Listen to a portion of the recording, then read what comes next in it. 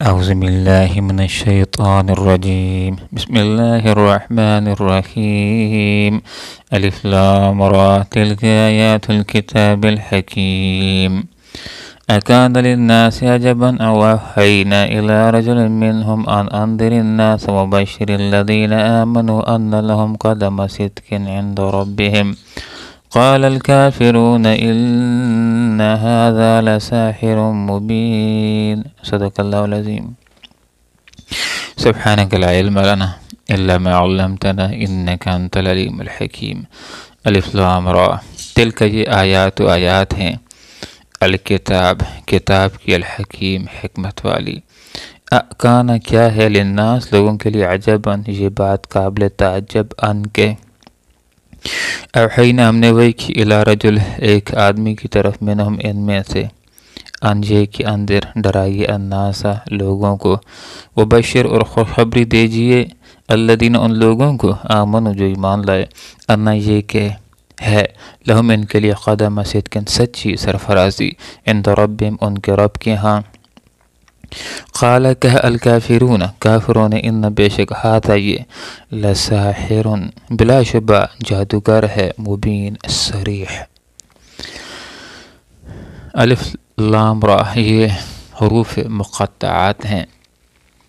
حروف مقطعات ان کو اس لیے کہا جاتا ہے کہ ان حروف کو کاٹ کاٹ کر علادہ ایک دوسرے سے پڑھا جاتا ہے. الف علادہ لام علادہ اور را علادہ.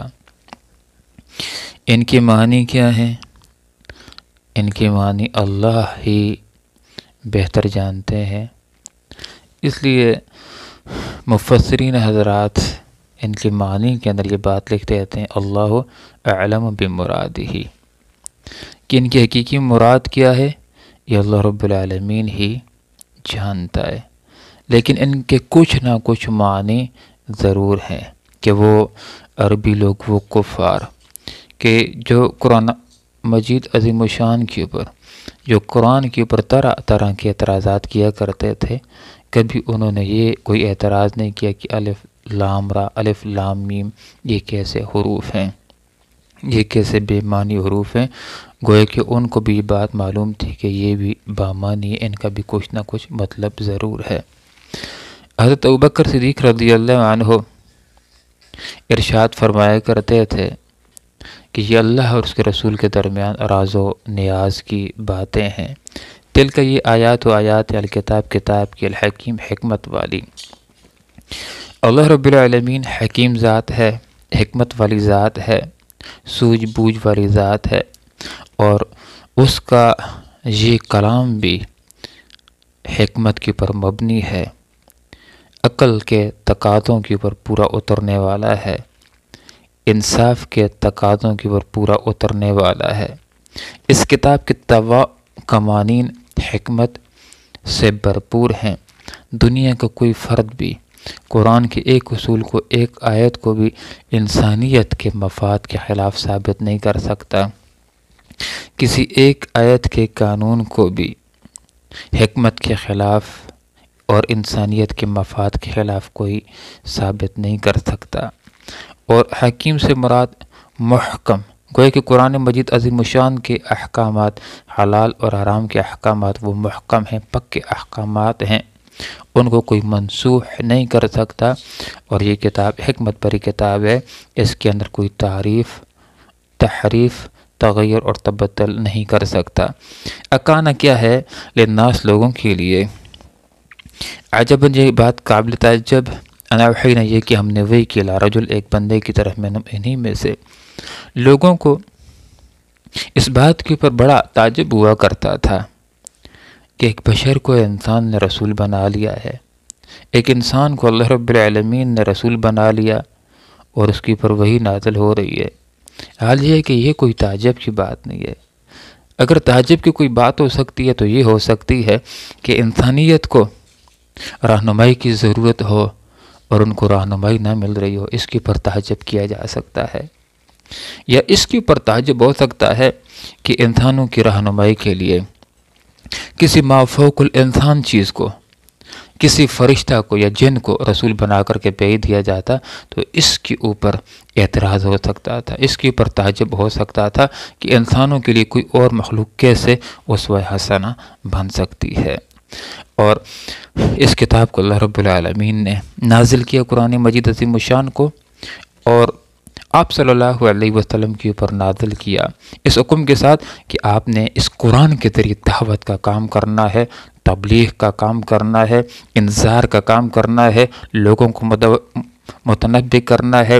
جو لوگ ایمان لے آئیں تو ان کو خوشخبری دینی ہے قدم صدق سچی سرفرازی کی، کہ وہ لوگوں کہ جو ایمان لے آئے ہو اور نیکیوں کے راستے کو جنہوں نے اختیار کر لیا ہے، رب کی رضا کے راستے کو اختیار کر لیا ہے، تو ان کے لیے قدم صدق ہے، سچی سرفرازی ہے، ان کے لیے جنت ہے، ان کے لیے رب کی رضا ہے، ان کے لیے بہترین پاکیزہ زندگی ہے۔ فَلَنُحْيِيَنَّهُ حَيَاةً طَيِّبَةً، جو بھی ایمان لائے گا اور نیک اعمال کرے گا، اللہ رب العالمین کو اس کے ساتھ وعدہ ہے کہ اللہ تعالیٰ اس کو پاکیزہ زندگی، جس کے اندر اس کی ضروریات عزت کے ساتھ آسانی کے ساتھ پوری ہوں گی، ایسی زندگی گزارنے کے لیے اللہ اس کو دے گا، اور آخرت کے اندر عزت کی زندگی، جنت کی زندگی اللہ رب العالمین اس کو عنایت کرے گا۔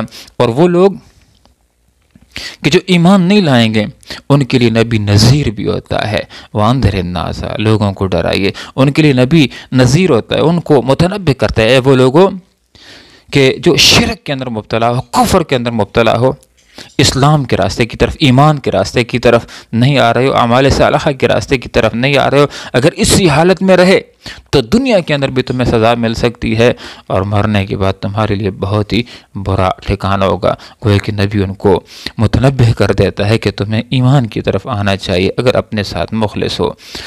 قال الکافرون، کہہ دیا کافروں نے، ان ھذا لساحر مبین، کفار کو جب کوئی جواب بننا پڑا تو وہ اکثر یہ بات کہہ کر کے نبی کی دعوت کو ٹھکرانے کی کوشش کرتے ہیں کہ نبی جادوگر ہے، اور نبی کی کتاب کے بارے میں یہ بات ذکر کر دیتے ہیں کہ یہ کتاب ایک جادو کی کتاب ہے، کہ جس کے ذریعے سے نبی لوگوں کو مسحور کر دیتا ہے اور ایک انسان اپنوں کو بھی چھوڑنے کے لیے تیار ہو جاتا ہے۔